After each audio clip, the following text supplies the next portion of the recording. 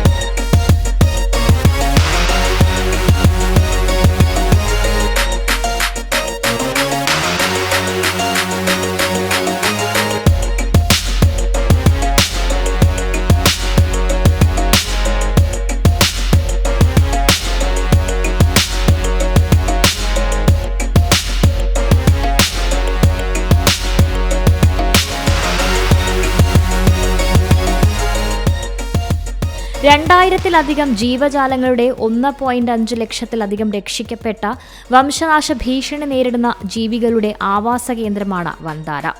Reliance ജംനഗർ refinery സമുച്ചയത്തിൽ 3000 ഏക്കറിലായി വ്യാപിച്ചു കിടക്കുന്ന ഇത് അത്യാധുനിക മൃഗസംരക്ഷണ പുനരധിവാസ കേന്ദ്രമാണ്. ഒറാങ്ങുട്ടാൻ, ഏഷ്യാറ്റിക് സിംഹക്കുട്ടികൾ, വെളുത്ത സിംഹക്കുട്ടി, അപൂർവവും വംശനാശ ഭീഷണി നേരിടുന്നതുമായ ഇനം മേഘപ്പുലി എന്നിവയുൾപ്പെടെയുള്ള മൃഗങ്ങളുമായി പ്രധാനമന്ത്രി കളിക്കുകയും അവർക്ക് ഭക്ഷണം നൽകുകയും ഒക്കെ ചെയ്തിരുന്നു. MRI, CT സ്കാനുകൾ, ICU എന്നിവ ഉൾപ്പെടെ വിവിധ സൗകര്യങ്ങളുള്ള വൻതാരയിലെ വന്യജീവി ആശുപത്രിയും പ്രധാനമന്ത്രി സന്ദർശിച്ചു.